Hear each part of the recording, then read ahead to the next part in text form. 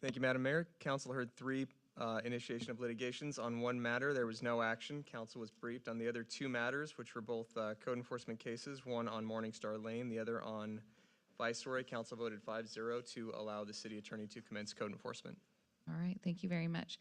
Ladies and gentlemen, at this time, I'm going to ask that you stand for the invocation and pledge of allegiance. Our invocation this evening is with Pastor Spencer Parrish, and then Mayor Pro Tem Bowen will lead us in the pledge.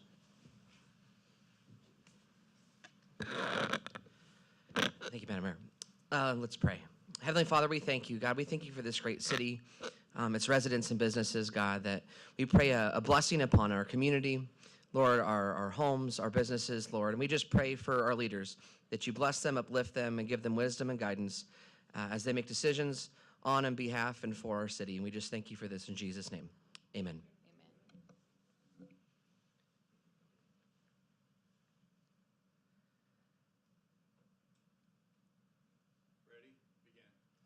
Pledge allegiance to the flag of the United States of America and to the republic for which it stands, one nation, under God, indivisible, with liberty and justice for all.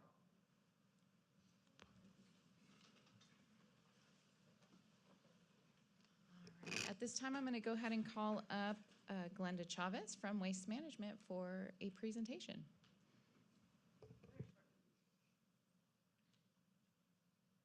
Good evening, Mayor, members of council, members in the audience and at home.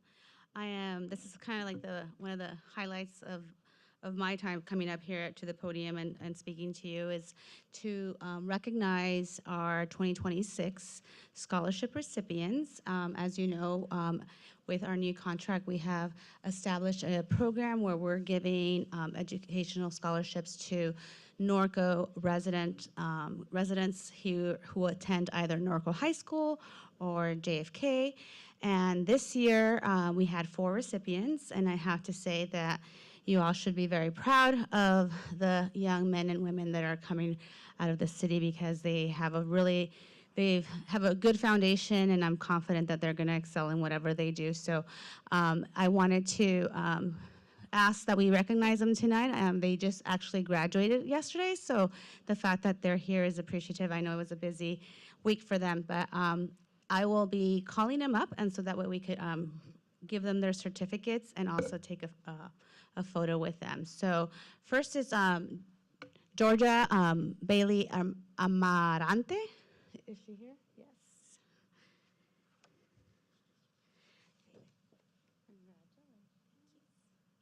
You can stand right there. We're gonna, yeah, right here. Yeah. And then Isabella Benitez. I don't think she's here, so I'll give hers later. And then Gino Levine.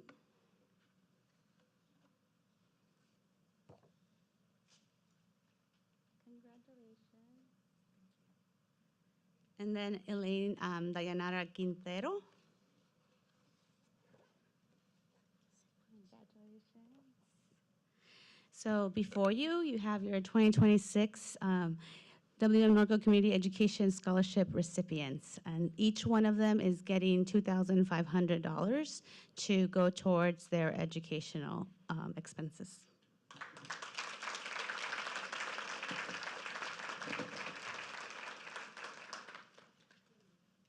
All right, so if council will come over here and stand, and then Glenda's going to come up and we're going to take a picture.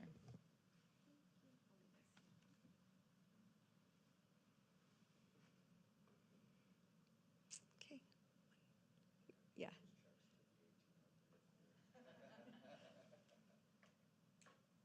Perfect.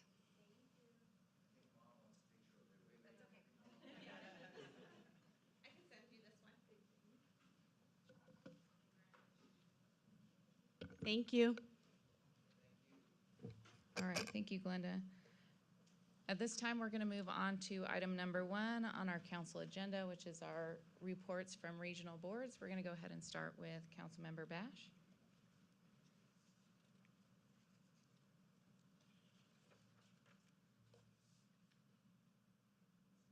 Went to the annual Transportation Uniform Mitigation Plan annual meeting. The reason that's important is that once a year we meet to give money away to all the different cities. And once again, I was really proud of the fact that our little city is doing very well getting their share of that money, which I was happy about, and we're also helping each other. Cal City Smaller Rural Cities Information Group, we met, and that is, we can't tell how many cities there are. They have been given estimates between 300 and 600 cities, which are under 30,000. And we've formed that group, and it looks like we'll be doing a presentation at the annual Cal Cities Conference. I'm really excited about it. It looks like some good things are happening. There's so many of us, they're keeping us from being on the executive board for the state of California, but I'm hoping that eventually they'll realize that there's a whole bunch of us. The Western Regional Council of Governments, we now have a new leadership team. We have Jackie Casillas from Corona, who is the new chair. We have Mike Lara from Beaumont, who is the vice chair, and the third chair is Councilman Dinko from Eastvale. The good news is that Corona and Eastvale and Norco, I think we're going to have a very good alliance there. We already do a lot of things together, so I think that that's a way that will bring funding to us.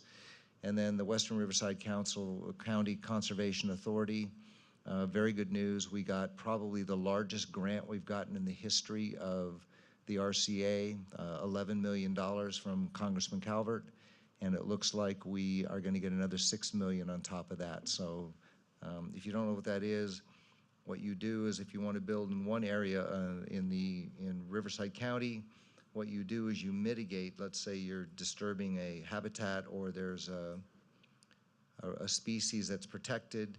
You then purchase or give money in lieu to another area in the county that's part of a, for want of a better word, a trail so that wildlife in perpetuity can pass through urban areas. So I'm very excited about that. And then I went to the Norco High graduation, and I was really proud of, I mean, boy, a lot of the kids really did well. My favorite part, of course, is when they shoot off the not really fireworks, but they look like fireworks when all the kids throw their hats in the air. So, and then watching all the teachers run as fast as they can to get out of there. So anyway, that was a really, really cool night. Thank you, Madam Mayor. Thank you. Our next report will be Councilmember Sullivan. On May 28th, I attended the RTA board meeting, and it was business as usual. So that concludes my report. Thank you. Councilmember Newton. Thank you, sir. Mayor Pro Tem Bowen. We had the Northwest Mosquito. It was our first board meeting without our director. He's still deployed as a reserve colonel in the Air Force. And it was, they discussed that they have the first time in a long time they had 100% employment. They usually have staffing that they don't, are always vacant or they can't fill staff, and they've actually been able to fill all the staff and all the seasonal workers. So that's a plus. And then Memorial Day veterans, that was awesome. The staff did a phenomenal job setting it up. Kevin, your guys did awesome. Amanda gets all the credit. All right, Amanda. And thank you, Lizette. Thank you guys for all you do.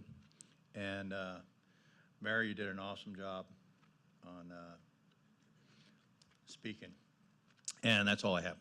Thank you very much. And I have no report at this time.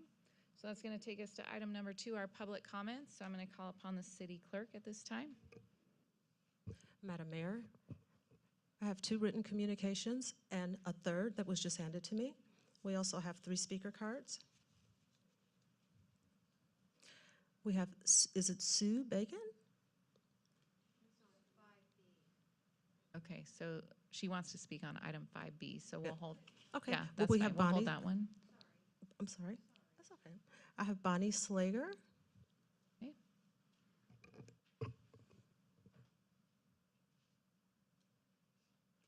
Good evening. By now, you've all heard about the infamous 4th of July ride, right? And our goal to get 250 horses Don thinks we can get 300. I go, let's go for it. So hopefully we will. We're going to make it kind of casual in that you can't get that many horses all together at the same time. And so we're staging at the big parking lot across from Saddle Sore there at 6th and California. And Amanda's assured me that parking lot would be open. And I think we're going to need to rent a porta potty to put in there for the weekend, have facilities. Then we'll cross the street there and then go down 6th Street, so move with traffic, and then we get to Sierra, cross again, and then come back. So it's only about 3 miles all told, and we'll try to have people start between 10 and 10:30, kind of start so that it's staggered and not everybody bunched up, and we will stay on the trail. I've asked Horse Week if Charlie the truck would be available, and they're working on that. There's not very many people that can drive the truck. I'm amazed at how many people don't know how to drive a stick shift vehicle anymore. But anyway, we have the Norco Cowgirls are going to be leading it. They have these wonderful red, white, and blue outfits and carrying their flags, and anybody that wants to carry a flag, and we hope that you'll all be there. Councilmember Sullivan indicated she would ride, and so did Mayor Pro Tem Bowen, so hopefully the rest you'll be out there. And Robin, I hope you'll judge the costume contest, because as always, we like to see the most patriotic costume, rider and horse. So I hope everybody will come out and see us that day, and we'll be all done by noon or sooner, so everybody can still go celebrate. And I understand the city's not doing anything that day. Is that right? You're doing something the day before? So I guess the city's doing something on the 3rd. So we decided instead of being up at Ingalls, we'd be down, so we didn't go that last block up by Crestview, because stay down more active areas. So questions, you guys all know how to contact me, and I hope you're all there to see. And I don't know, Kevin, are you going to count to make sure we get to 250 horses? Okay. Okay, thank you. Are there anyone else who would like to speak on the consent calendar? Well, we'd like to go to 5B now. Public comments for 5B? No, we'll take those at the time of the item. Very good. Right. There are no more speaker cards. All right, thank you. All right, so at this time, we're going to go on to item number 3, which is our consent calendar. Are there any council members that wish to have something pulled? If not, I will take a motion. Motion to approve. Second. Okay, it's been moved and seconded to approve all items on consent. Go ahead and call for the vote.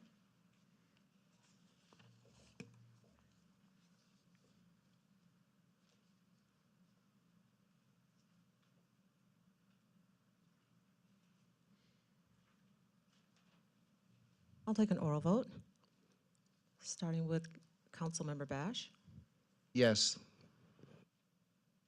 Mayor Pro Tem Bowen, Yes. Councilmember Newton. Yes. Councilmember Sullivan. Yes. Mayor Grunmeyer. Yes.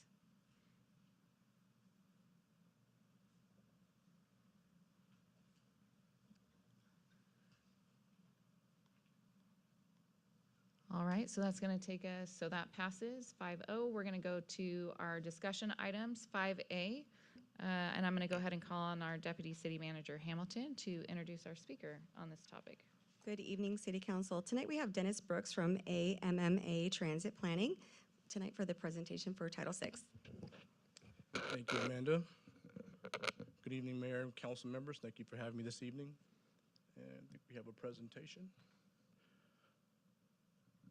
I'm going to give a brief presentation on the city's Title VI plan that has been developing, some of the elements of the Title VI plan, and why you've been required to develop one.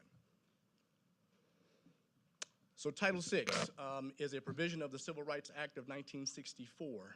Specifically, it states that it prohibits discrimination on the basis of race, color, or national origin in any program or activity that receives federal financial assistance. And so the Federal Transit Administration is the entity that is required to oversee compliance with Title VI requirements for anyone who receives federal financial assistance.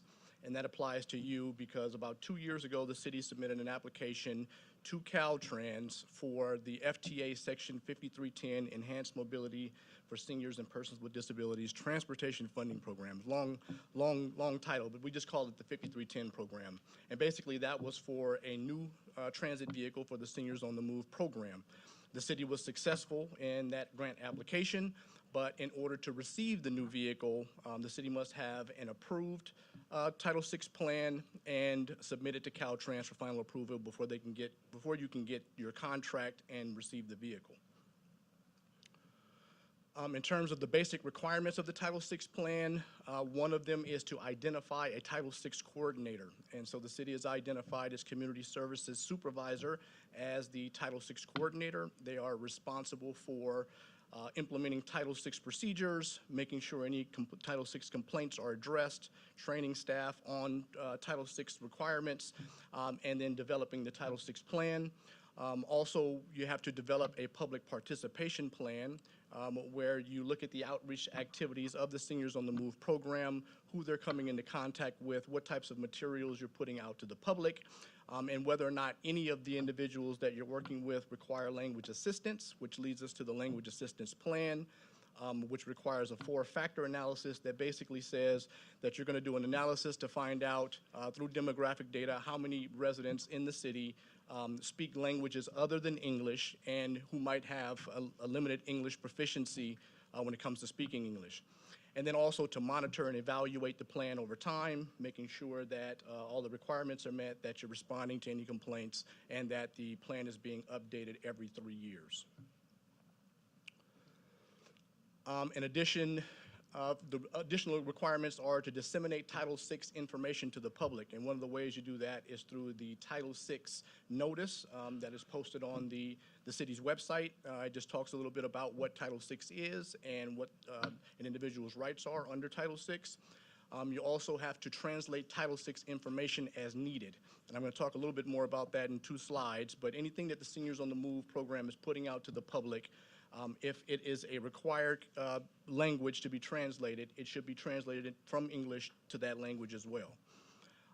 Another requirement is that it is approved by the governing body of the grantee, and so that's why we're here this evening, so that the City Council can approve the Title VI plan, and then it can be forwarded on to Caltrans, who administers 5310 on behalf of the FTA for Riverside County, so that they can review it and approve it, and then we can move forward with the procurement of the vehicle.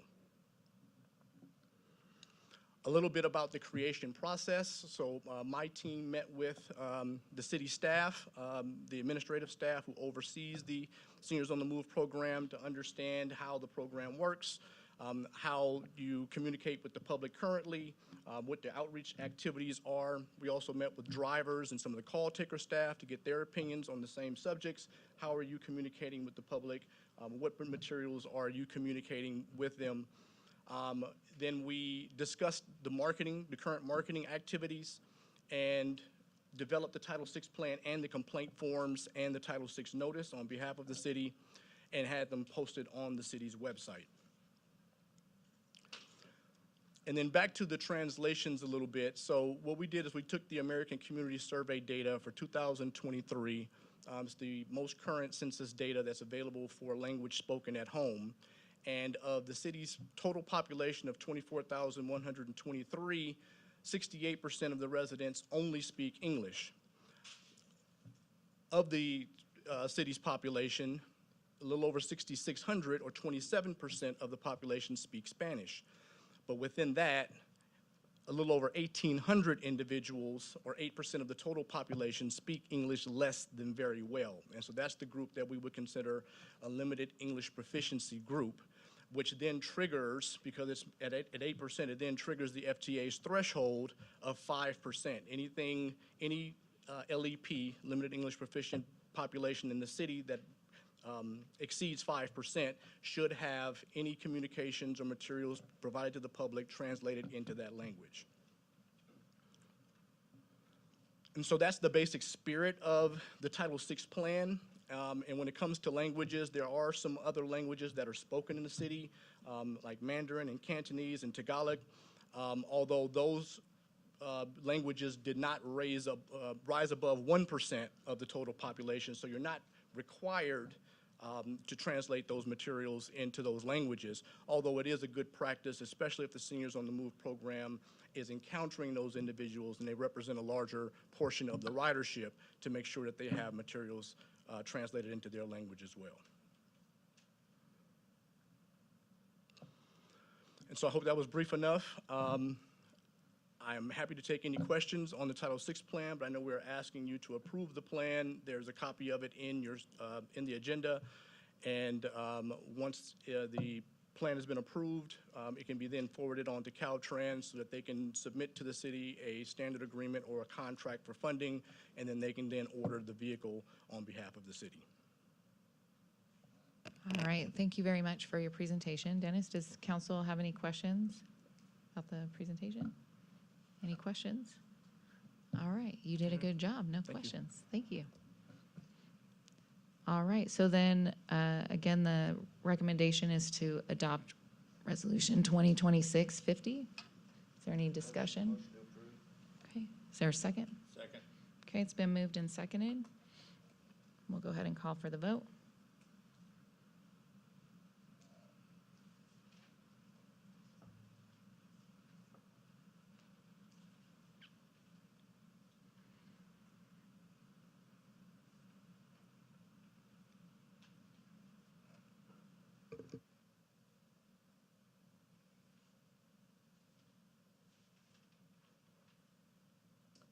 The voting reflects mayor and council voting yes. All right, thank you.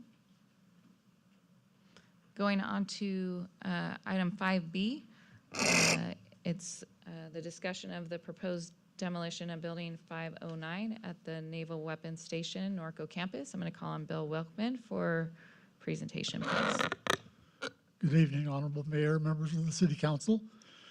My name is Bill Wilkman. I'm your Cultural Resources Consultant.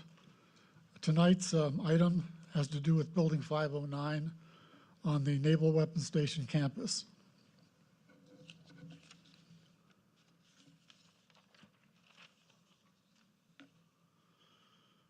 .509 is on the Navy's main campus, which consists of the former Unit 2 wards from Naval Hospital Corona.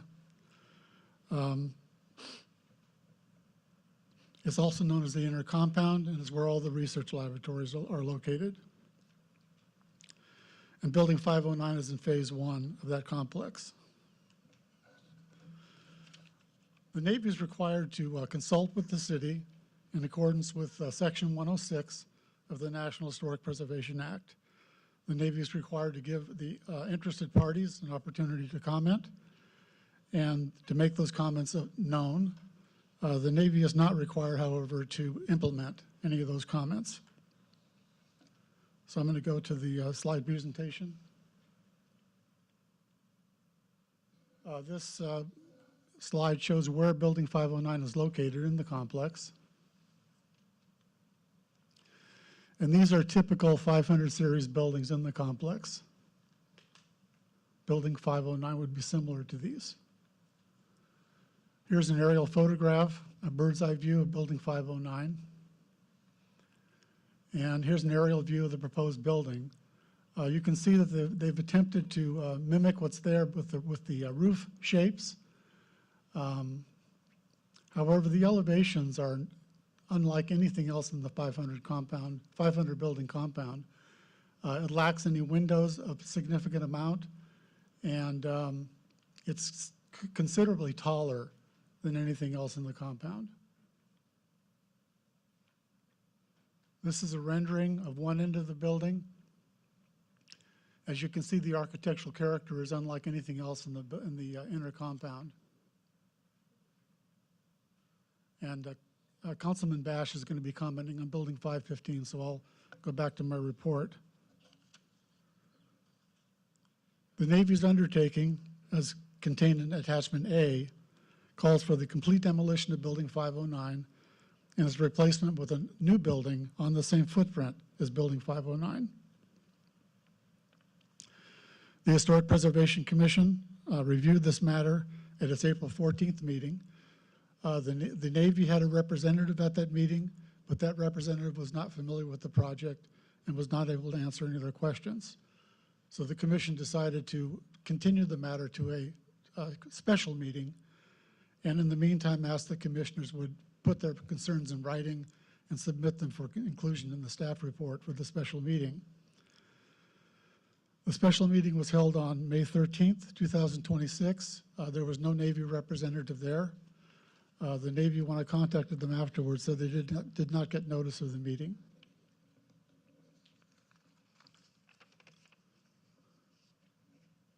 The city's comments on the proposed undertaking are due on June 5th. And attachment F is a letter from the mayor expressing the city's concerns and recommendations regarding the project. If needed, the council can alter this letter to reflect whatever concerns it may have.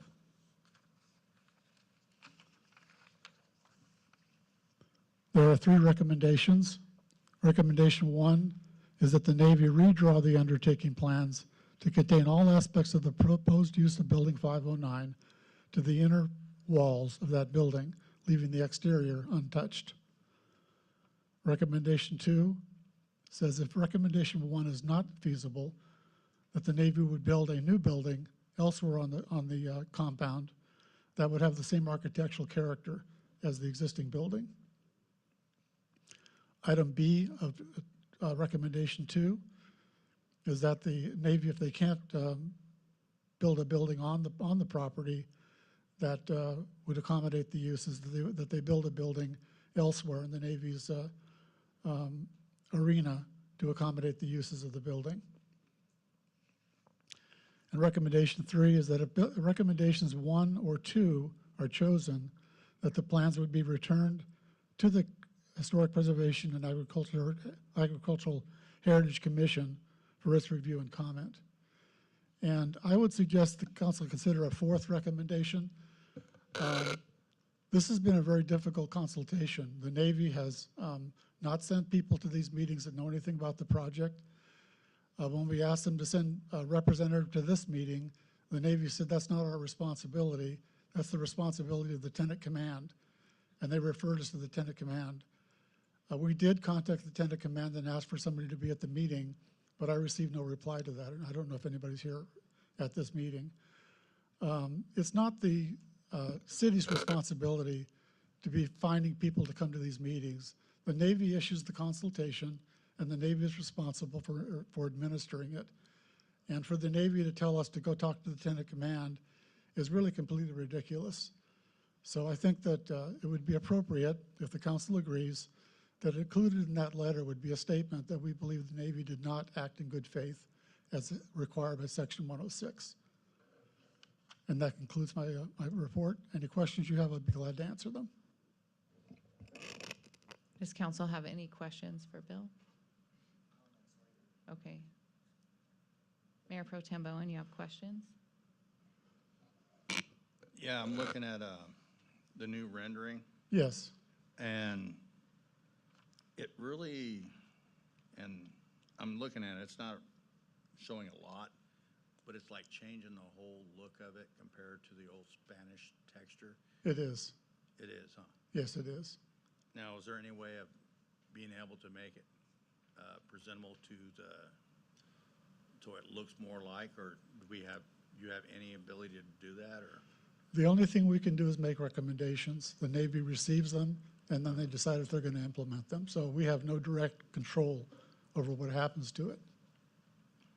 Now, would that be something you can recommend to them? That would be included in the mayor's letter to the Navy expressing concerns and asking for things to be done with the project. Yeah. That's all I got. Okay, thank you. Any other questions for Bill? Councilmember Newton? Hi, Bill. Hi, Good to see you. good to see you too. Couple of questions, but I'll have more comments under discussion. Under the Navy's letter on description of undertaking, this building was built in 1943, Right in that correct? area, yes. And would it be safe to assume that the county code at that time regarding seismic construction would have been followed when this building was constructed? It wouldn't have been required to comply with the county regulation, but the federal government would have done whatever seismic requirements would have been required at that time. At that time? Yeah. Correct. Okay. And then on the building, what's the exterior wall construction? It's stucco over wood framing. Okay. So soft construction on Yes. that. And, That- I'm sorry, go ahead. No, go ahead, Bill. Okay. I was One going to of- leave one- the rest for discussion, but One of the things that the Navy would do or could do if they kept with the existing framework of the building would be to seismically retrofit it so that it would comply with Right. current seismic standards. yeah. And I just have I have heartburn with their statement. The current facility does not meet current California seismic code. It probably doesn't, but it could be Well, retrofitted. of course, neither does your house because the code changes every 3 years, okay? Very true. So that's all I have at this time, Mayor. Thanks. All right. Thank you, Bill, for You're your. welcome.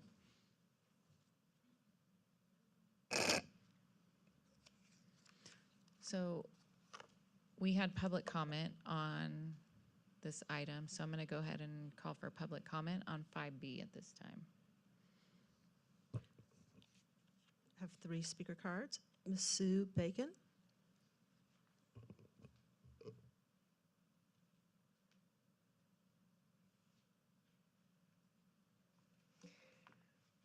Good evening. Good evening. Back in 2007, I never thought in 2026 we'd still be battling this battle. It is just amazing to me. But here we are again, and for the life of me, I don't understand why. For these past years, we, the City of Norco, and the LNCF, and the U.S. Navy, we've worked together, we have commiserated, we've gone over designs for a number of different projects on the Navy property. When we have differences, we respected each other, but we still carried and listened to the opinions.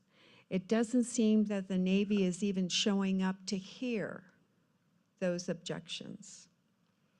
When it came to new builds, like the warehouse and the reuse of the 511 building, the Spanish Mediterranean architecture was respected and honored.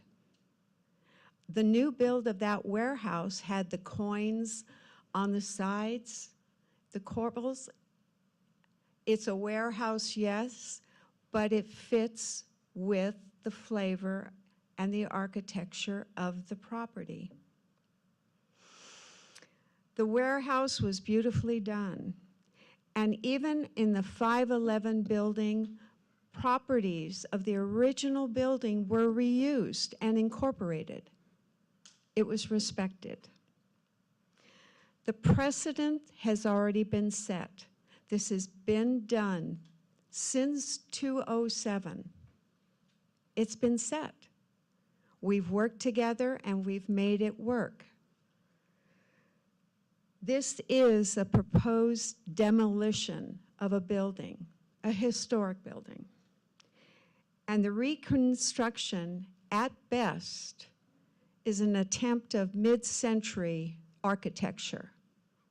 No tile roof, no coins on the sides, absolutely no relationship to other buildings on the property. A total lack of respect, and not even showing up to discuss it. That's amazing to me. That is also setting a precedent because it's never happened before. Now, this is going to shock you. but I am going to agree with the staff report. I know. I want to see a revision. I want to see a redraw. The LNCF would like to see this property respected once again. Thank you. We have Diane Markham. I brought papers to hand them, to put in the record, too. Oh, I need my glasses. Good evening, Mayor Grunmeyer and Council. Thank you for your strong support of our history. My comments tonight come from a high regard for the Navy and deep respect for the history represented by this property that's listed on the National Registry. Historic preservation and military heritage stewardship are complementary goals, not conflicting interests. In historic settings, preservation is not just about saving materials or facades, it also includes scale, proportions, visual rhythm, roof lines, and how structures relate to surrounding historic environments. In the past, like the Building 511 remodel, this was done to look like the surrounding original buildings, which acknowledges the Navy's awareness of this important history. Not sure what happened on Building 515. Where is the wrought iron? The proposed renovation plan is unacceptable, cold, and disassociated. I'm concerned there will be another loss of important history and respectfully request the exterior to remain unaltered. The building's historic exterior is the physical canvas that tells the story of the military personnel who lived or worked there. We can all work together while addressing the Navy's needs for the future. At the same time, respecting this beautiful property and all the innovations that happened there. I ask you only to improve interior modifications while keeping the exterior exactly as it is. The Naval Surface Warfare Center Corona's own Facebook page states, you guys have a copy, "Today we honor California beauty, resilience, and heritage. We are truly proud to serve at this historic site in Southern California." We definitely agree with them. Thank you. Michelle Heasley.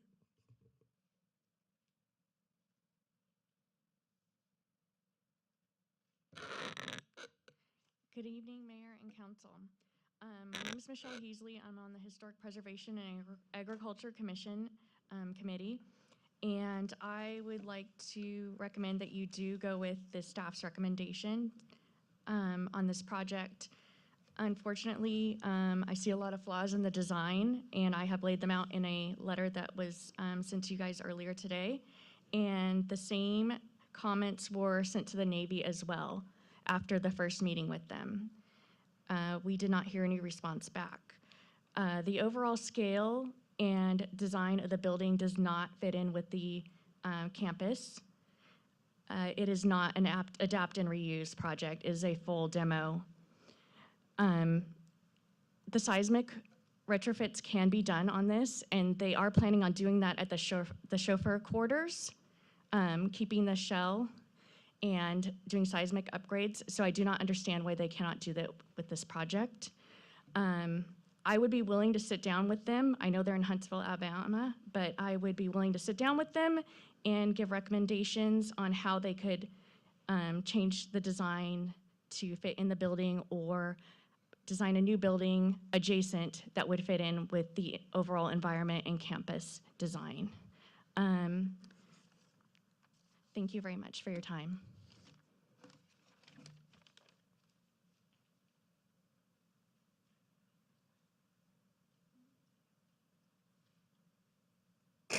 Okay, we're going to bring it back to council for discussion and action.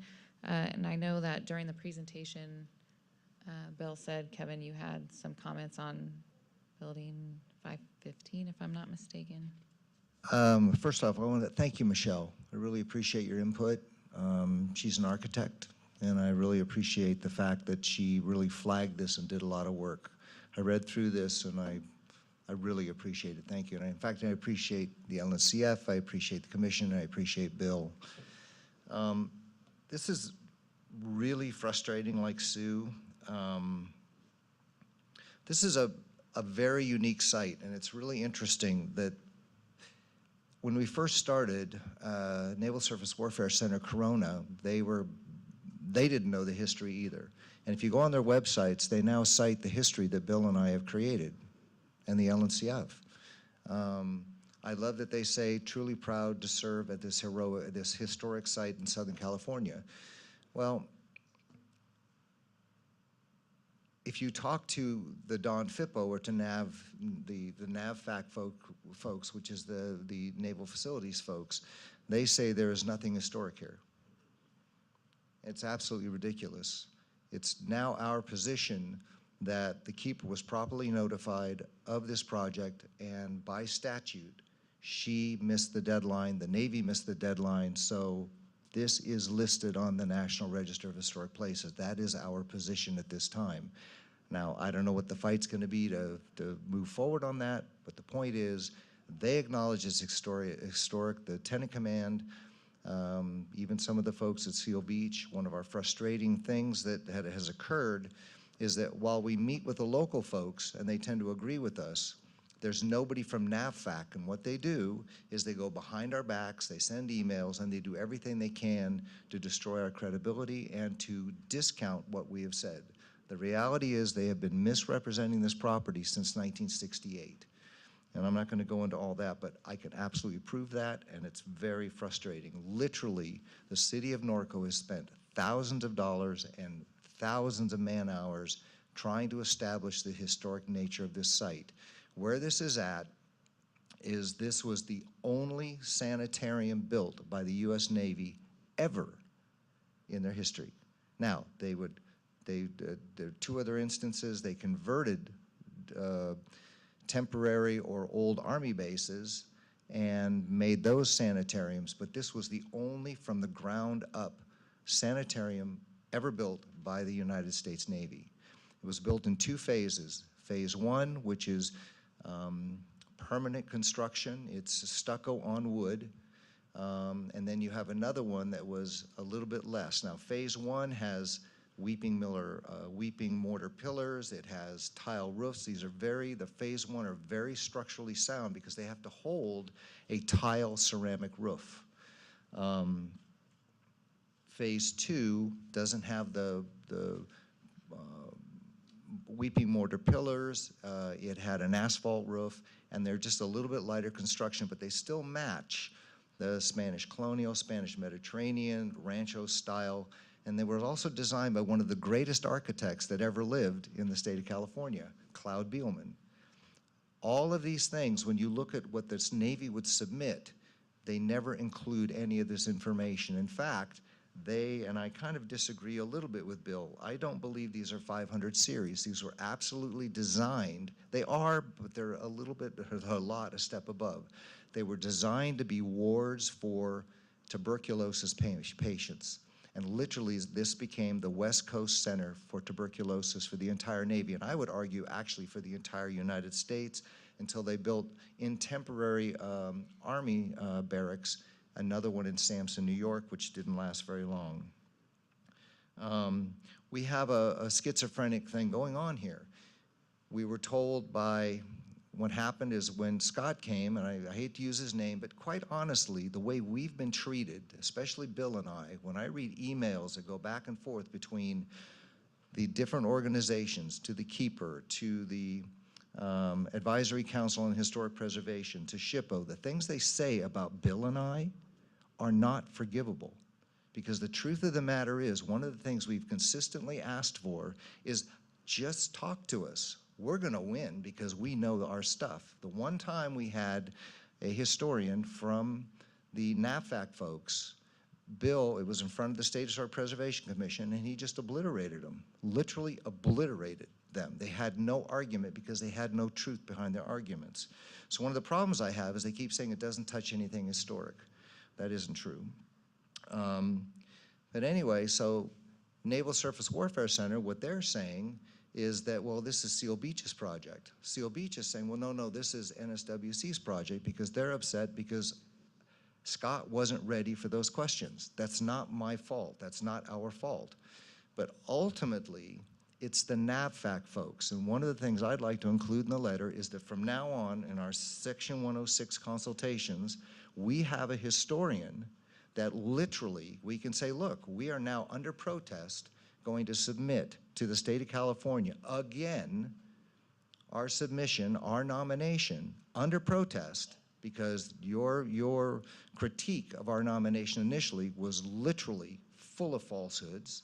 And we want somebody who we can sit across from and say, okay, now in this document you state that Norco invented streptomycin. Show us where it says that. It doesn't. And it's full of those kind of errors. But what happens is we go to the consultations and they say, well, that's above our pay grade. We have to do what the Don Fippo, the Department of the Navy's Federal Preservation Officer, says. And trust me when I tell you, the FOIA requested emails are damning. And the problem is the people that are supposed to protect us under Section 106, under the Historic Preservation Act created in 1968, 66, the people that are supposed to protect us because it was designed for us.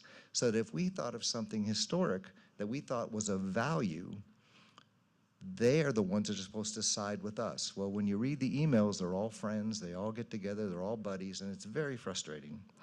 515, this is 515 here. So Bill and I, we, with great hesitation, we signed off. They said, well, the building's falling apart. This is a phase 1 building. You'll notice it has the ceramic tile roofs. In some of the things you can sort of see the weeping mortar pillars, but you'll see this wrought iron. So we were very clear. We said, well, if you had to tear it down, please copy the original building and put the wrought iron back. So we went to the meeting and said, gee, where's the wrought iron? The building doesn't quite look like what it's supposed to look like. And they said, well, what wrought iron? I guarantee that wrought iron is on somebody's house right now because you're not going to throw away pinned wrought iron. That is not welded, that is pinned wrought iron. It is extremely valuable. And it's just very frustrating because we're acting in good faith. We said, okay, we'll sign off on this, but then we reneged, and unfortunately what happened was the commanding officer wrote letters that we were signing off on things that we actually didn't sign off on. So it just gets frustrating. And my fear is that if they do the new building, they're going to do exactly what they did with this building. Now, the new building, we have a picture of it somewhere. No, a 515 as it's been done. It doesn't look, there it is. No, that's the old building. That's 515, the old building. I think there's another one. Well, anyway, the old building, the new building looks nice. By the way, this right here, do you see the pillars and the mortar? That's a very, very specific architectural styling. Phase 1 has all of those. The second phase doesn't. One of the things I want to stress, we've been extremely supportive of the Navy. I mean, during the BRAC 2005, when the mayor spoke to defend the base, I wrote his speech. And so it's not like we're trying to stop them. Right now, there's discussions about how do we protect the Navy from being doged. We're being told that, I mean, there's a lot of things that are going on that we're doing everything we can to protect that base. We have a whole north sector with the closure of the prison that we have to figure out ways to make it work together. One of the things that's very frustrating right now is they're allowing the historic resources from the Norconian Historic District to literally collapse. And I know this will upset them because maybe they're listening, but I don't understand why on the pavilion they can't take a power washer and wash off the duck crap that's all around or wash off the windows. I mean, I don't understand that. I do not understand that.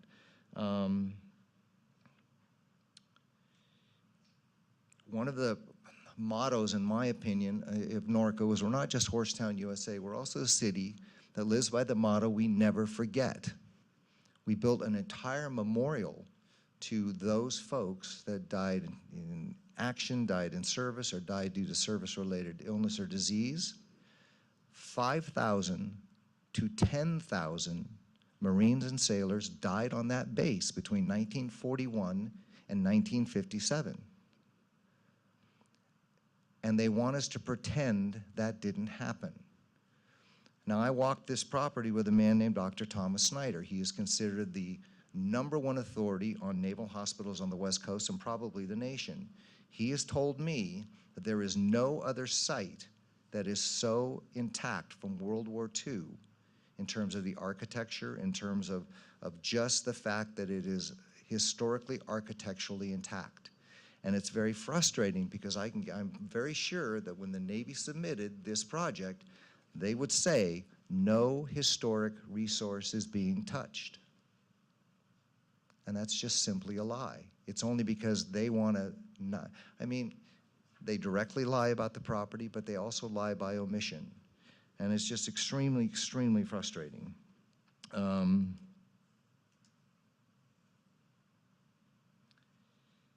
Again, Cloud Beelman, Weeping Mortar Pillars. The building they're going to tear down was considered of permanent construction. The second phase was considered semi-permanent construction.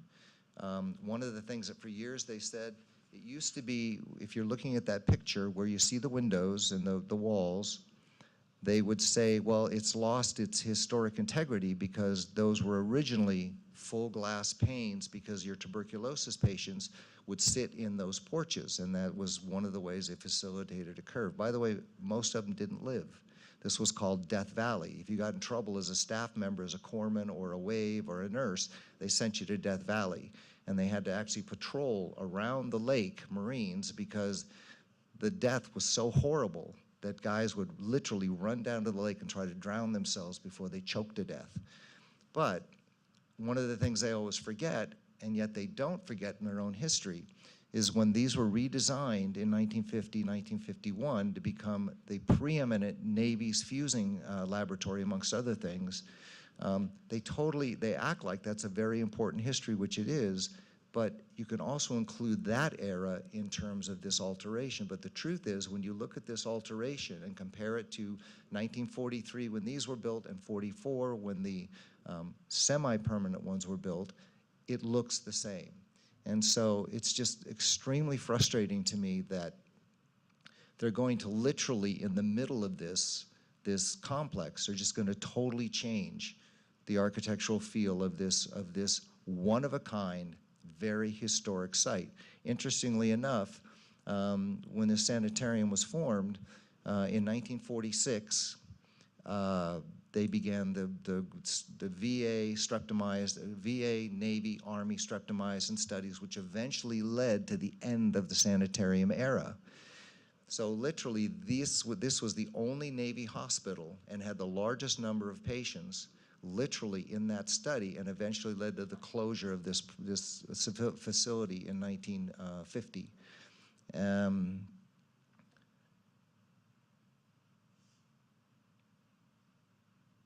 I think that if they are going to, I like the recommendation of Michelle, where maybe moving it, if they have to tear down a building, tear down one of the semi-permanent ones on the outskirt. The facility runs from north to south. In the north, it's your permanent buildings, your permanent buildings, and your last, I don't know, 6 or 7, I think it's 1, 2, 3, 4, 5, 6, there's 7 buildings that are semi-permanent. Why not utilize one of those in the southern end? And if you're going to put a big building, which, you know, if you look at the buildings on the east side, those bigger ones, which, by the way, they have coins, they have elements of tile roofs, they have elements of the Norconian buildings. One of the hallmarks of great architecture is the fact that the existing architecture influences new buildings. And it's interesting because if you look around the perimeter of the Navy base itself, you will see buildings, there's churches, there's even a storage yard that literally is incorporating the same architecture as you have here. But they put it in the perimeter. Now, they tore down some very historic buildings, and they did it on the premise that it had lost all historic historic architectural significance. But the fact of the matter is, a photo taken 3 days before they tore it down, it had the original doors and windows in it. And I mean, it's just, they've gotten away with this, and it's very frustrating. And I'll leave you with that. When they did 511, which was a huge battle between the LNCF, between Norco, fighting over a window, they eventually did a very good job. The company that did that, I said, do you guys think that this is a beautiful building? Because, by the way, one of the things they do is when they submit these things to SHPO, they take pictures of the back of the buildings. They don't show the front of the building. It's sort of like taking a picture of the back side of your house instead of the front side of your house. And then they say, see, there's nothing there. It's not significant. Well, I talked to the company that actually did this, did that project and renovated it. And she said that this was one of the most significant buildings she had ever seen. And so she just laughed when I said, well, the Navy doesn't think it's significant. She just thought it was hilarious. One last thing, this was actually a sanitarium. It was a standalone, self-contained hospital. And the reason is because literally when it was built, it was a death sentence for anybody that got tuberculosis. So that's all I have. I know I jumped around a lot.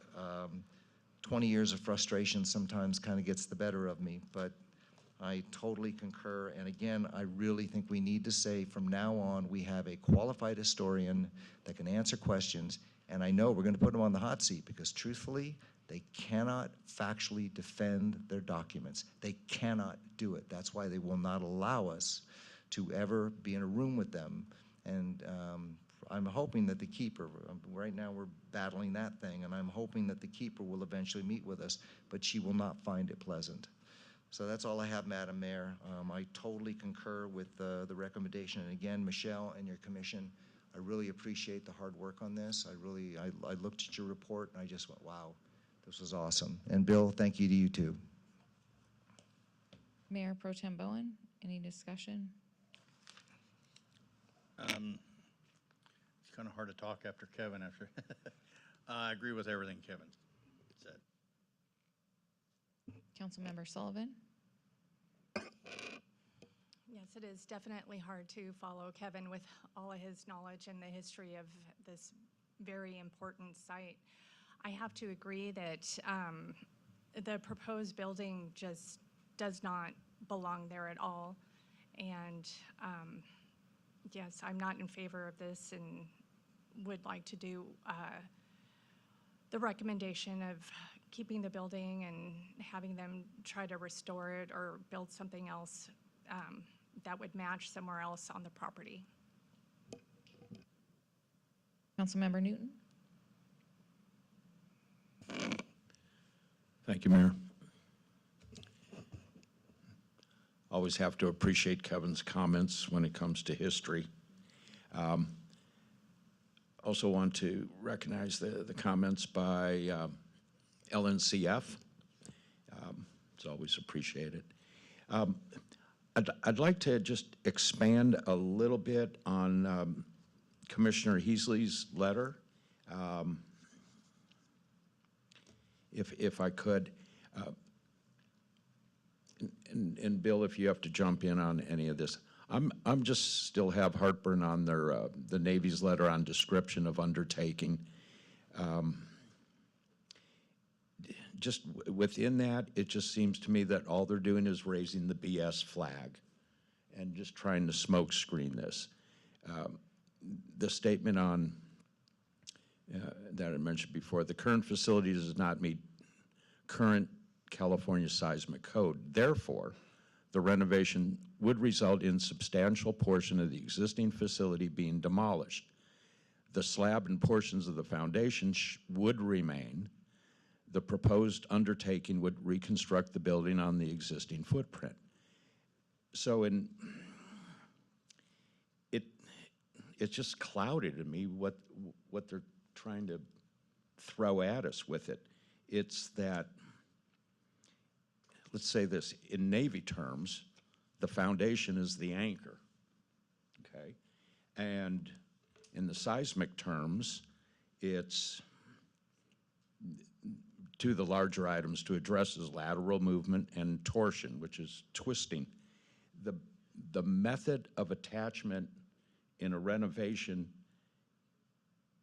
is the same as if you were doing the new building, if they're using the same foundation. So that's where I just think they're just trying to throw a smoke screen at this, just to justify, we just want to tear it down and build something that's ugly. And so I'm of the recommendation that the comments made by the Historic Commission and specifically to the commissioner's letters, I think we need to take that at heart and pursue it from that angle. So that's all I have. Are there any other comments from council? Going off of what Greg said about them claiming that they're gonna reuse the footprint, I mean, that's just not gonna happen. They're gonna have to tear all the concrete out because the new seismic, it's gonna be at the footprint from below ground level, because you're gonna have to add bigger footings, bigger everything. So that's not true what they're saying. They're gonna leave it. I just don't see that happen. I can see them taking what they have and retrofitting it to make it more structurally, because I have done that. And I don't see why they want to tear down something like that.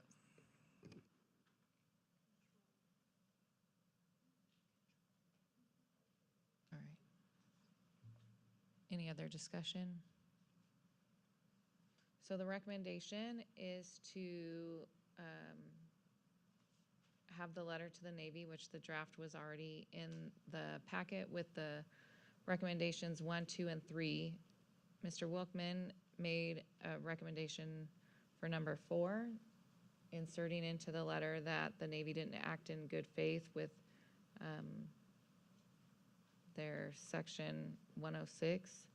So is council agreeable to having that added to the letter? And then you said, Kevin, about having a historian as well?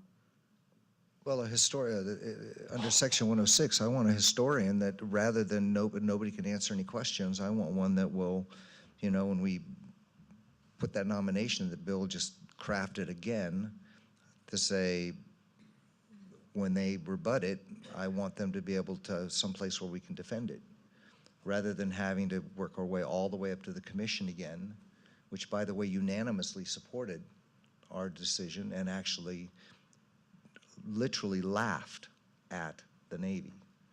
It was so ridiculous. So somehow I'd like to have a true section 106. Sue knows what I'm talking about, a true section 106 where we literally talk about the site. So you're agreeable to having that added into the letter? Is the rest of council agreeable to having that added? All right.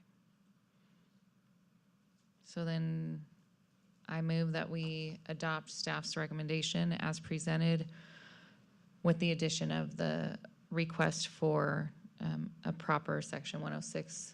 Second. And we'll go ahead and take a vote.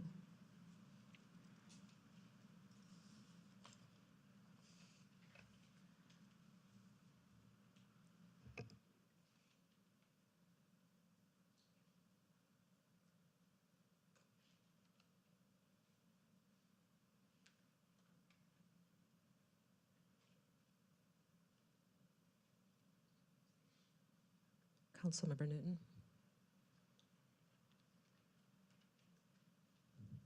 The voting reflects mayor and council voting yes. All right, thank you very much. We're going to go ahead and move on to our public hearings for this evening. I'm going to go ahead and ask the clerk to read the public hearing procedures, please.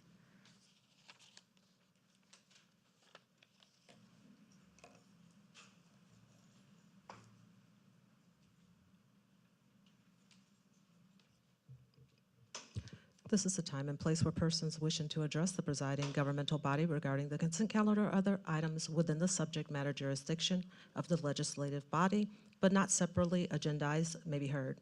Please submit a speaker card to the meeting clerk. Please limit comments to 3 minutes or less. The Ralph Brown Act limits the governmental body's ability to respond to comments on non-agendized matters at the time such comments are made. The governmental body shall not discuss or act relative to any public comments on non-agendized matters. Okay, so we're going to have, for each item, a staff report presentation, then we'll have council questions of staff. I'll go ahead and open up the public hearing and take public comment. After that, I'll close the public hearing and we'll have council discussion and action. So our first item is the presentation on city vacancies and recruitment and retention efforts. So I'm going to call on our finance director. Thank you, Madam Mayor, members of City Council. This evening we'll be discussing the city's vacancies and recruitment retention efforts. This is a year 2 of the new legislation that went into effect last year. In this public hearing, we'll be going over what are these legal requirements as part of this report, going over the current city's vacancies in our employees, and then also our recruitment and retention efforts. So this is required under Assembly Bill 2561 that became effective last year. So this is the second year of the reporting of this particular item. Within this report that we have to present once per year, we do have to track vacancies within the Human Resources Department for reasons of separation and updates on monthly position control reports within the department. Also, the number of job vacancies are posted, candidates are interviewed, and eligible lists are created, and conditional offers are made for the status of any vacancies to our represented organizations, and also to identify the during the public meeting any policies, procedures, or recruitment efforts that may make present obstacles in the city's hiring process.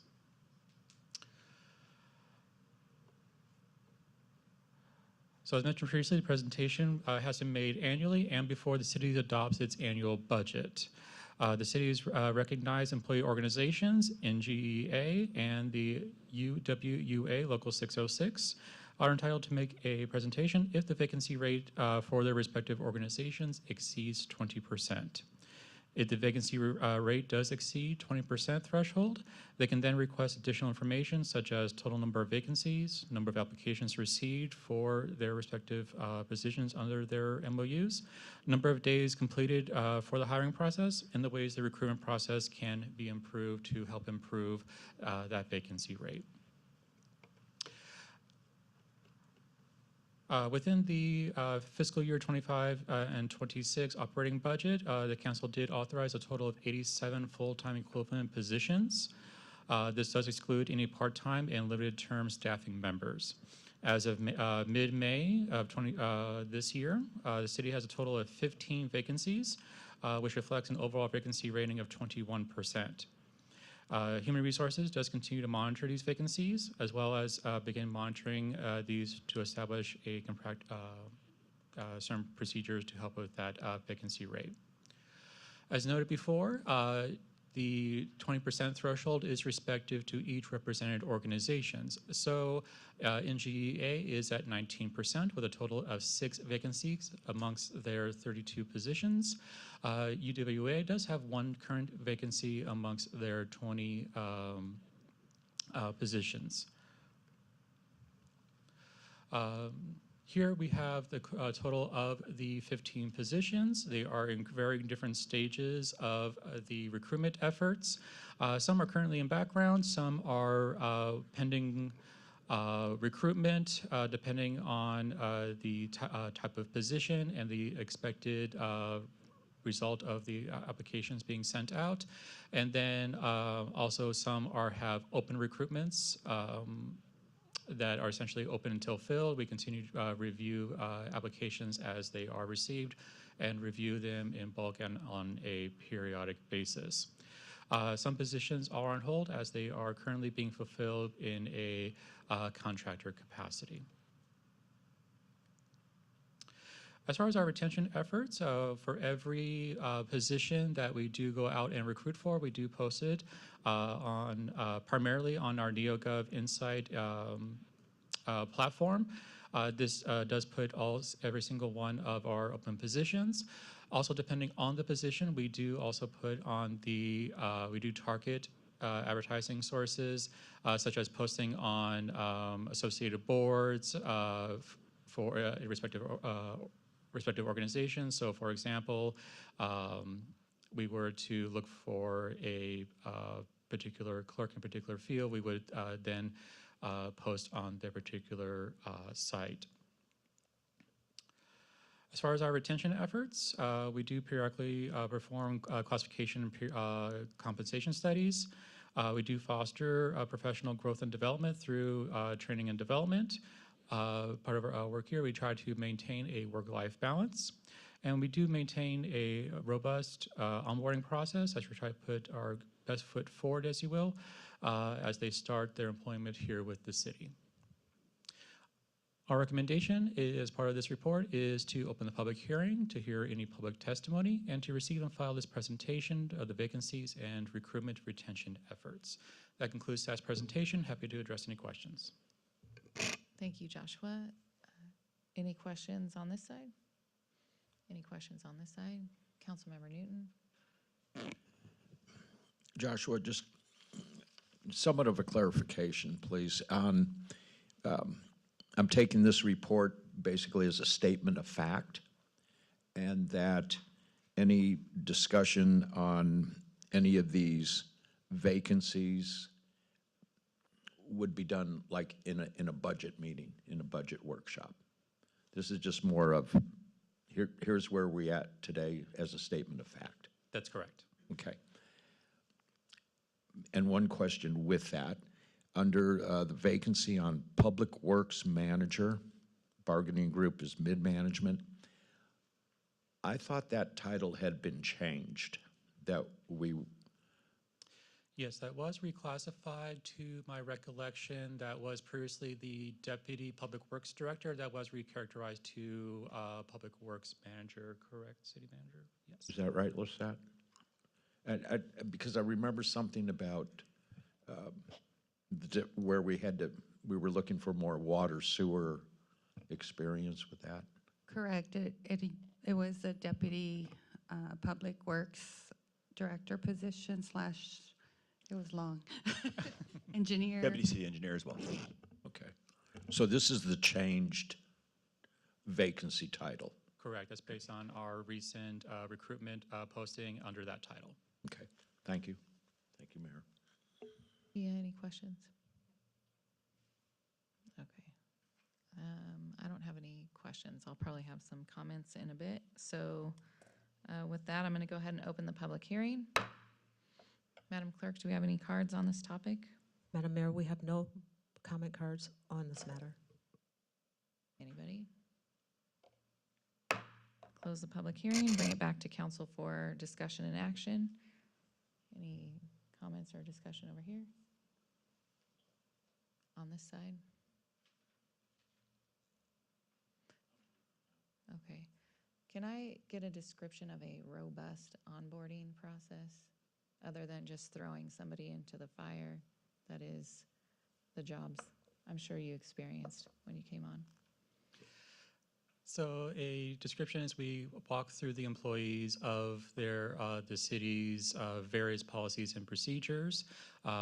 Essentially on their first day, they go through, navigated on our NeoGov platform to go through all policies and procedures, and then perform any sort of required training for compliance, such as required harassment training for each position. And then they are then toured to City Hall and other respective city sites as part of the ongoing process, so they can see all members of the team and everybody kind of sees the new face coming around.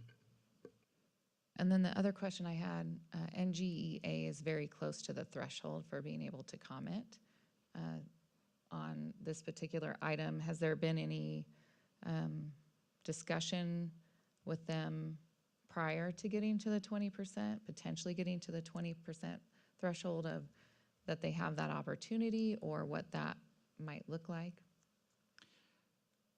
Given the timing of this report, no discussions were had, but we did ensure that they may remain below the remaining compliance. Okay, so it's the goal of management to make sure neither one of the groups get to the 20% and No, meet the threshold? let me rephrase. In order to comply, if we did reach the 20% when preparing the report, we would then follow the process of sitting down with them and offering them to present their concerns during this public hearing. Okay, very good. Any other questions? All right, then council action is a receive and file, correct? I move to receive and file. Second. We'll call for the vote.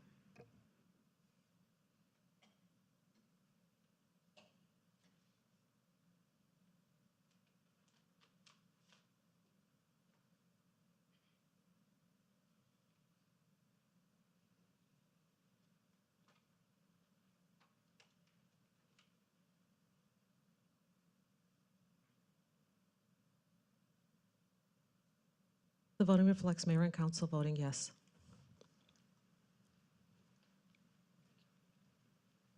All right, thank you. On to our next public hearing, which is the approval of our 2025 water shortage contingency plan.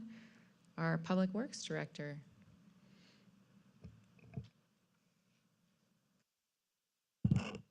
Thank you, Mayor. So our agenda item tonight, 6B, is the 2025 Urban Water Management Plan and Water Shortage Contingency Plan. Based on some general information, it's prepared in compliance with our Urban Water Management Plan and the Department of Water Resources Guidebook. It applies to wholesale agencies, typically where we have more than 3,000 connections or we serve more than 3,000 acre-feet of water. Something we have to do every 5 years. It allows us, by preparing this, to basically be able to be eligible for state grants like the SRF and other additional loans. And we have a July 1st, 2026 submission date to the DWR. We prepare it ourselves. We actually have an engineer that's with us today that prepared it to help us out. It's a standalone document. It basically develops water demands in 5-year increments through 2050.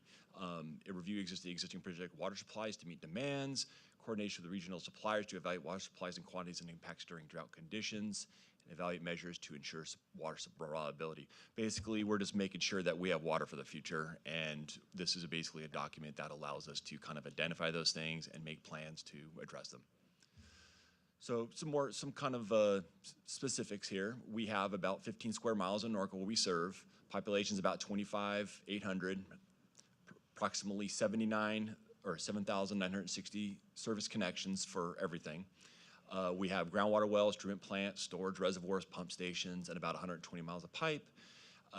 Connections be provided to allow water for purchase from other agencies. So we purchase water from Western, from Riverside, from CDA, and I believe we have ability to buy it from Corona as well.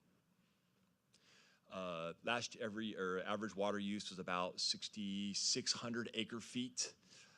In 24-25, about 17% was supplied by our wells. The remainder was purchased water from the aforementioned agencies. Water use is anticipated to be reduced slightly in the near term with the closure of the CRC and the increase gradually as population gradually increases. And projected water use by 2050 is approximately 7,000 acre feet. One of the other items that has been of the last 15 years, maybe 20, is baseline targets for SBX 7-7. So back in 2009, we basically set water conservation goals. In 2020, a goal was set at about 270 gallons per day per capita. The actual 2020 water use for City of Norco was 151 gallons per day per capita, which basically continues to meet the state water conservation goals. City supplies, current water supply capacity. So this is the ability, this is water available to us is about 11,500 acre feet per year. Purchased water is 9,900 acre feet per year. Local groundwater, when pumped, is about 600 acre feet per year. And obviously, as you guys are well aware, the recent reduced reliance on groundwater has been more of a new thing due to new state mandates regarding fluoride, regarding PFAS, and those types of things. But nevertheless, our existing supply capacities, basically, i.e. purchased water, exceeds usage, so we're good there. Major water supply changes are not needed or anticipated, and we do anticipate some future use of recycled water to offset potable water use. The reliability assessment. Urban Water Management Plan evaluates 3 scenarios per the guidelines: average water year, single dry year, and multiple dry years. City supplies exceed projected demands for all 3 scenarios. City continues to participate in regional coordination with adjacent agencies to ensure supply reliability. In future, additional recycled water use will further improve supply reliability by, offsetting the potable use. As part of the Urban Water Management Plan, we also have to adopt a water shortage contingency plan, and we basically, part of that is adopting emergency water conservation plan, which was done many, many years ago during the droughts. We have multiple stages. Obviously, stage 1 is more voluntary, where stages 2 through 5 have mandatory measures to achieve a 50% max during stage 5. They're based on land use, obviously residences for commercial. Included in the 2025 Urban Water Management Plan is the water contingent plan as required by the DWR, and the city also has emergency water connections available to augment water supplies if necessary during drought conditions. Demand management. City has adopted policy to prevent water waste. City encourages conservation through public education and outreach. All of our connections are metered. Conservation measures are implemented through building code compliance, and they are getting more strict. Rebate programs are implemented through Western Water Municipal District to add incentive implementation for conservation measures. They have turf programs and so on and so forth.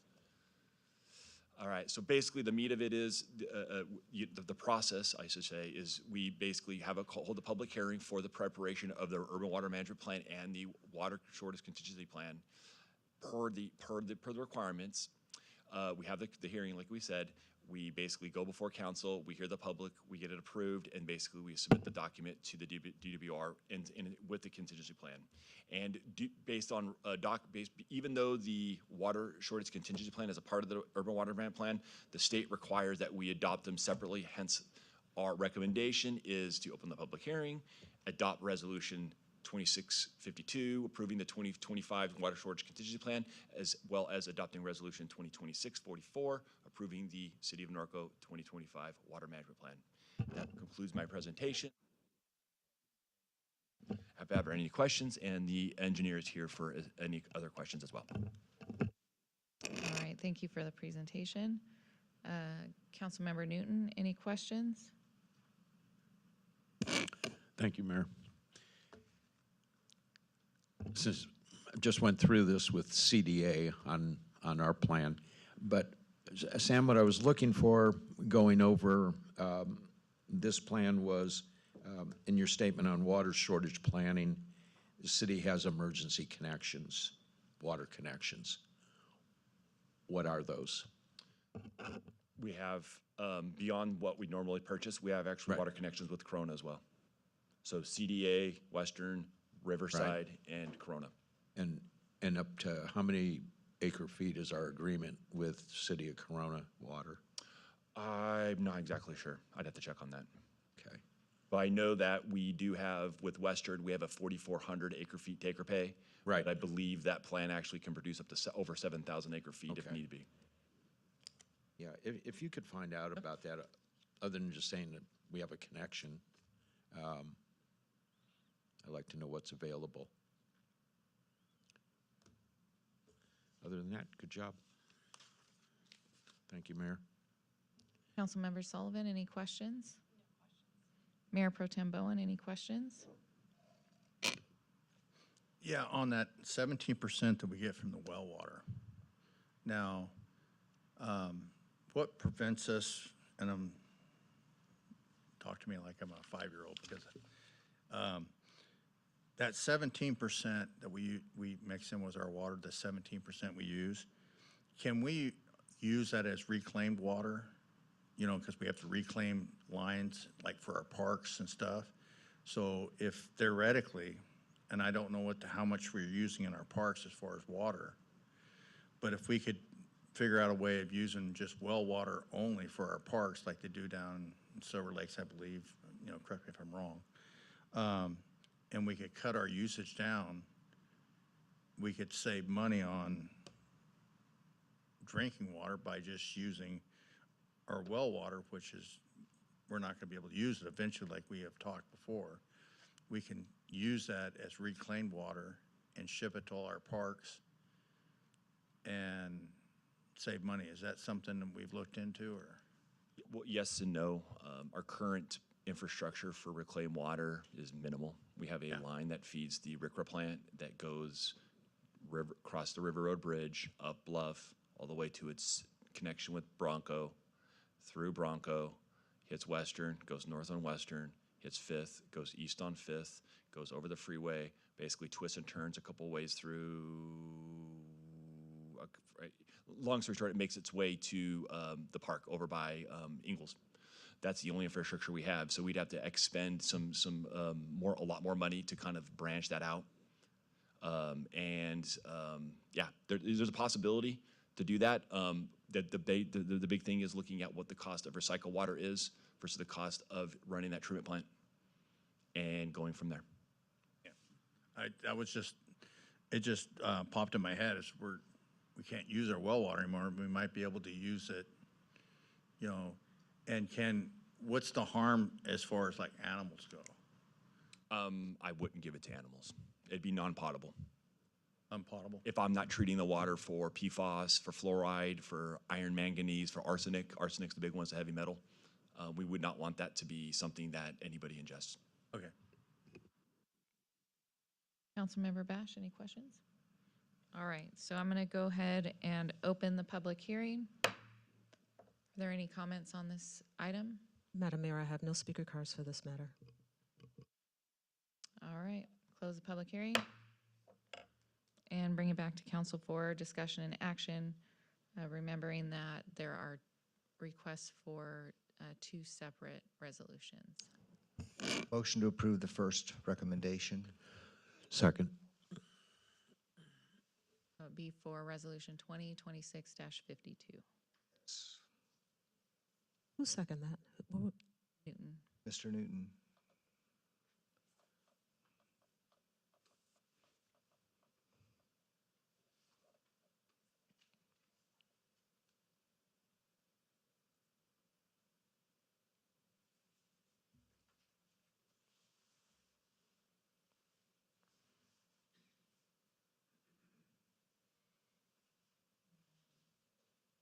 Call for the vote on the adoption of Resolution 2026 oh, there it is.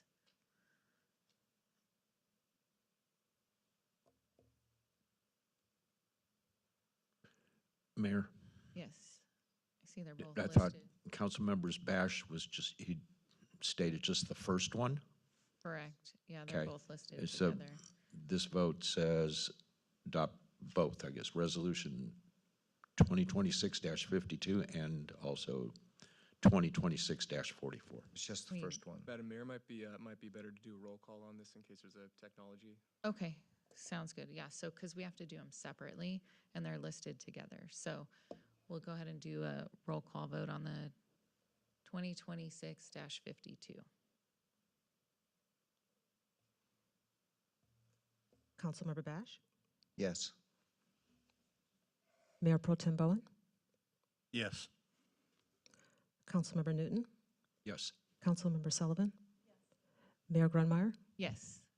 The voting reflects mayor and council voting yes on Resolution 2026-52. Perfect, thank you. I make a motion now on 2026-44. Second. Councilmember Bash? Yes. Mayor Pro Tem Bowen? Yes. Councilmember Newton? Yes. Councilmember Sullivan? Yes. Mayor Grunmeyer? Yes. The voting reflects mayor and council voting yes on Resolution 2026-44. All right, thank you very much. Moving on to item C. This is going to be a continuation of the LMD, so I'll call upon our deputy city manager for this presentation. Good evening, City Council. Tonight, we also have Webb Municipal Finance. They're here to answer any questions that may come up that I can't answer. So this is for our landscape maintenance districts, just ordering the continuation and approving the annual assessment levy for landscape maintenance districts 1 through 5. So the Landscape and Lighting Act of 1972 requires an engineer's report for existing landscape maintenance districts that they must be reviewed and approved annually to continue assessments for those districts.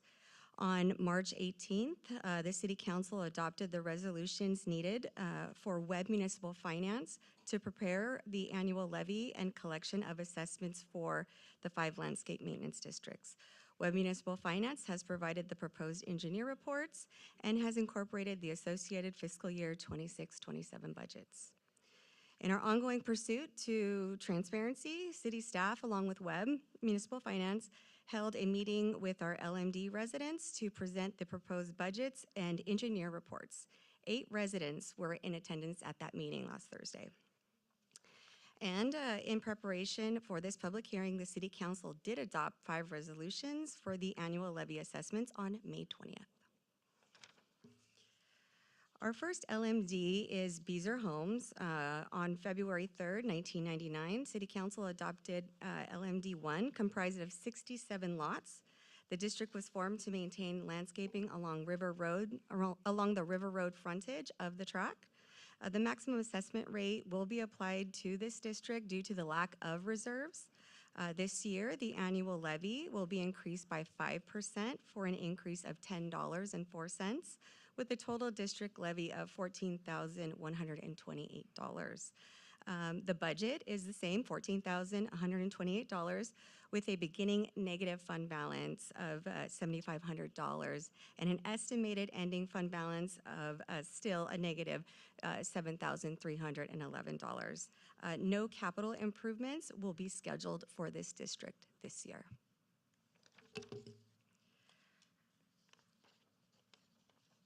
On January 27, 2000, the City Council established Landscape Maintenance District 2, consisting of 219 accessible lots.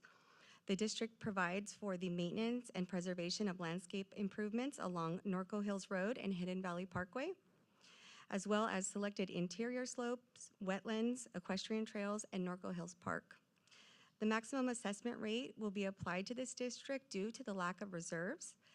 This year, the annual levy will increase by 3.9% for an increase of $27.58.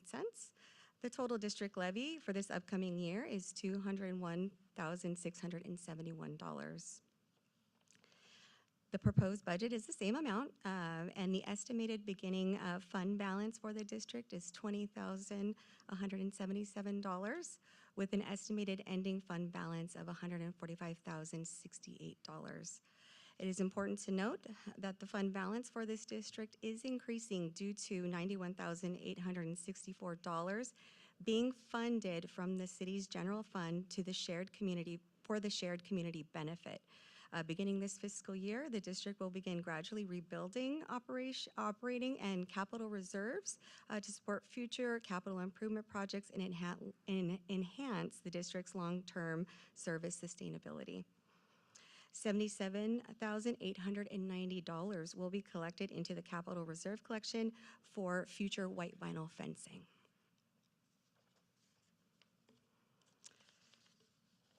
On June 6, 2021, the City Council established Landscape Maintenance District 3, consisting of 82 lots. The district was created to ensure the long-term care and enhancement of landscape improvements along Norco Hills Road, designated interior slopes, and equestrian trails. The maximum assessment rate will be applied to this district due to the lack of reserves. This year, the annual levy will increase by 3.09% for an increase of $41.34 for a total district levy of $113,099. The proposed budget for this upcoming fiscal year is the same amount as the district levy, with an estimated beginning fund balance of $17,781 and an estimated ending fund balance of $59,005. Once again, the balance in this district is increasing due to $32,270 being funded from the city's general fund for the shared community benefit. Beginning this fiscal year, the district will also begin gradually rebuilding their operating and capital reserves. And then we have $20,244 that will also be collected into the capital reserve collection for the district. And we do plan on having a future white vinyl fence project. LMD4, our largest LMD. On October 2nd, 2002, the City Council established Landscape Maintenance District 4, consisting of 557 developed single-family residential lots, including 25 lots that receive trail maintenance-only benefits. That's the Mount Shasta area, as well as 5 undeveloped lots for a total of 562 accessible lots. The district was formed to provide for the ongoing maintenance, operation, and enhancement of landscape and open space improvements throughout the district, including irrigated and non-irrigated slopes, fuel modification areas, parkway landscaping, equestrian trails, natural open space, and wetlands areas, and also Ridge Ranch Park. The maximum assessment rate is not being proposed for this district. I believe last year we had a deduction in their levy. This year, the district will see an increase of 19.34% for an increase of $182.56. The Mount Shasta homes will see an increase of $40.10. The total district levy will be $605,507 with a matching proposed annual budget. The beginning estimated fund balance is $329,398 and an estimated ending fund balance of $404,397. A $75,000 contribution to the Capital Reserve Fund for the upcoming Crestview Drive Slope Revitalization Project will be collected. So that increase really is for the Crestview Slope project that we have to do. The plant material there has, it's cycled out. A lot of the plant material is dying. The irrigation is not keeping up. This is original to when the track was built. So we are worried about slope erosion. So we will be breaking this out in phases, probably about 6 phases. It's about an estimated $1 million for this project. And so we may start this. We are still finalizing the plans for the project. So we may start this project this year in phase 1. And our last LMD is LMD 5 KB Homes. On January 7, 2004, the City Council established LMD 5 consisting of 50 accessible lots. The district was formed to provide the ongoing maintenance, operation, and enhancement of exterior slopes, parkway landscaping, equestrian trails, 2 park parcels, and Hawks Crest Park. The maximum assessment rate is also not being proposed for this district. Last year, we didn't propose any increase at all. The district will see an increase of 6.69% for an increase of $95 with a total district levy of $75,739. The budget is the same as the district levy, and this district will start with a beginning fund balance of $67,675 and end with an estimated balance of $90,221. A $25,000 contribution to the Capital Reserve Fund will be collected for ongoing white vinyl fence replacements. So far, this district has we have installed over 3,100 linear feet of new white vinyl fencing. We have about 2 or 3 years left in this district until all of that fencing is complete. And it also is important to note that with this $25,000, we will also do some irrigation repairs to the parkways in that district. And so tonight, the recommendation is for the council to approve the 5 resolutions proposed here tonight. And with that, I can answer any questions that you may have. Thank you for the presentation. Councilmember Bash, any questions? Councilmember Mayor Pro Tem Bowen, questions? Councilmember Sullivan, questions? Councilmember Newton, questions? Sure, thanks. LMD2 and LMD3 Norco Hills Road, what is what are we looking for as far as general fund contribution to the maintenance of that landscaping? So I can give you a little backstory on this. So at one of our resident meetings, it was brought up that there was a lot of traffic. They're on main corridors. You have Hidden Valley Parkway and also Norco Hills Road. So what we did is we took traffic counts, and it took into consideration the turning movements. So were people turning into the districts, and we also used the interior roads as well to see if they were turning in to go to their homes. So what was presented from the traffic study was that in LMD2, the resident traffic counts for approximately 10.2% on the traffic on Hidden Valley Parkway at El Paso Drive and 55.1% of traffic on Norco Hills Road between Hidden Valley Parkway and Parkview Drive. LMD3 resident traffic accounts for approximately 10.3% of traffic on Norco Hills Road between Parkview and Valley Drive. And so those are the percentages. The remaining percentages are what the city of Norco is paying for. And what we are paying for is the slope along Hidden Valley Parkway and also the slope along Norco Hills Road. And I believe some of the landscaping along Norco Hills Road as well with the grass area. So back to LMD2, that I'm going to say they're no longer in debt to us? Correct. Okay. Yes. Then in your traffic study, did you look at, on Norco Hills Road, how much of that traffic goes to LMD4?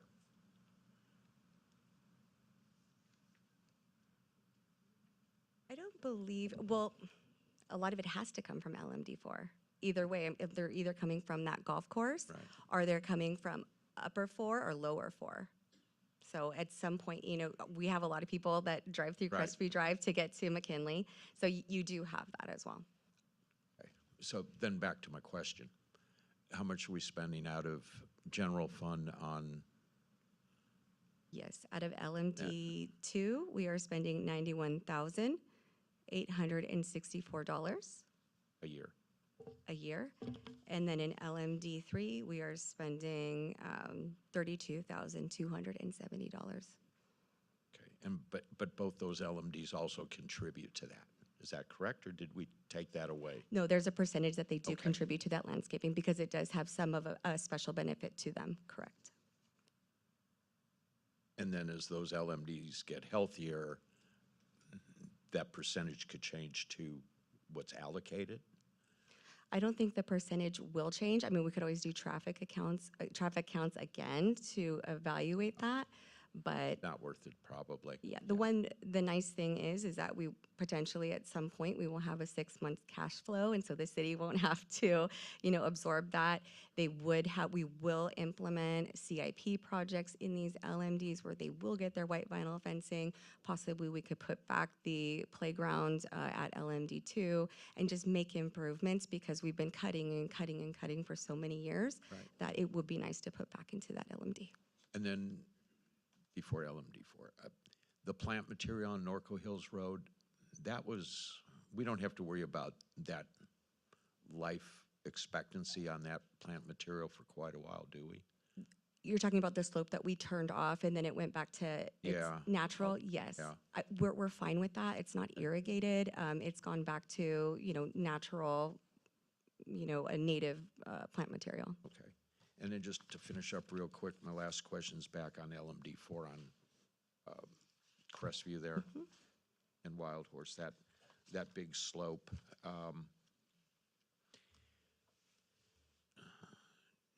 You project, I know what our original numbers were. Yes. So we've thrown those out.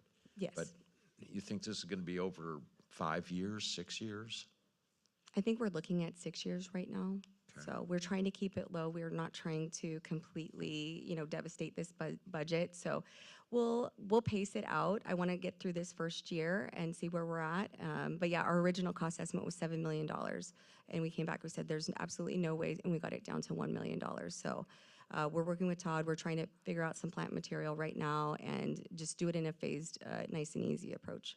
And assuming that it'll be hydroseed, natural material that's, doesn't take much water. Correct, yes. It will follow our native plant policy, but we are looking at hydroseeding. You know, we did that to the Veterans Slope at Ingalls, just right below the Veterans Memorial Monument.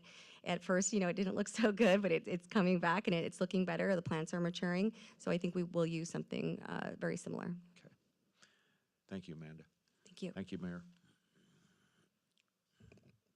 Councilmember Bash, you have a question? That would be great. Boy, if you can replicate what you did at the base of the memorial, that'd be fantastic. I just want to make sure, because sometimes there's confusion, the numbers for the, that they're paying, these are annual, right? So they're broken up into 12 months. Correct. So like some of them will pay 12 into 210, 12 into 1379, that kind of thing. Sometimes I hear people say they're paying this every month. No, these are annual payments. Yeah, So for I understand. LMD2, or LMD3, they're paying $1,379.24. That's for the entire year. Right. I think a lot of people, especially when we had our resident meeting, you know, they bring in their tax bill and they said, oh, I'm paying $6,000. And I said, no, you know, it's this line item right here. So it's not everything put together. It's just the landscape maintenance district cost. So nothing exceeds, I don't believe, like $1,400 a year. Are we getting close to the end of the, I guess it's the bond, the infrastructure bond that they're paying up there? Are we getting close to sunsetting that? I think we were. We could look into that and get back to you about the exact year that it would be, because it would be nice for those residents to have a break. Yeah, and just so people know, the Flatlanders, we all paid that too. I mean, it was huge. It was like $100, $110 a month starting in the mid-70s, and then paid for the next 30, 35, whatever it was. So, but it would be nice, that would be because that is expensive in some of those areas, correct?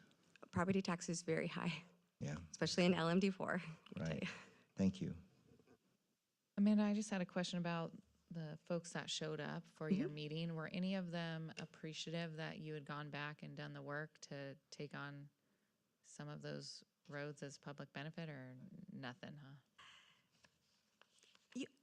Appreciative, but still having issues with funding the white vinyl fencing.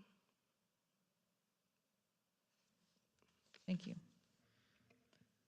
All right, I'm going to go ahead and open the public hearing. Are there any comment cards? Madam Mayor, I have no comment cards for this matter. All right, close the public hearing. I do have a question for calling. These were all listed in the recommendation as one. Can we take them as one motion, or? Yes, you can take them all as one motion. All right, thank you, sir. So I'm going to bring it back to council for discussion and action. Motion to approve all 5. Okay, it's been moved and seconded to approve all 5 resolutions. We'll call for the vote.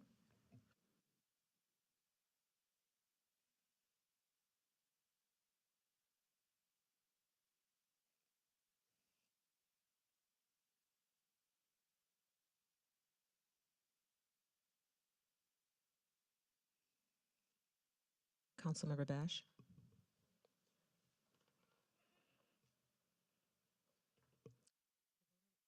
The voting reflects mayor and council voting yes. All right, thank you very much. This takes us to item number 7, which is our city council staff communications. City staff, anything over here? Okay. Public safety in the back, anything? Okay. City attorney? Nothing, thank you. City manager? Councilmember Bash? Mayor Pro Tem Bowen? No. Councilmember Sullivan? Okay. I just wanted to thank Amanda and staff for the Memorial Day event up there. It was really quite something. And I don't know how it is that every year it just seems to, well, it gets more moving every year. And it was just really great. I know there was a lot of work put in, so thank you. Councilmember Newton? All right, ladies and gentlemen, I adjourn the meeting, 8:49.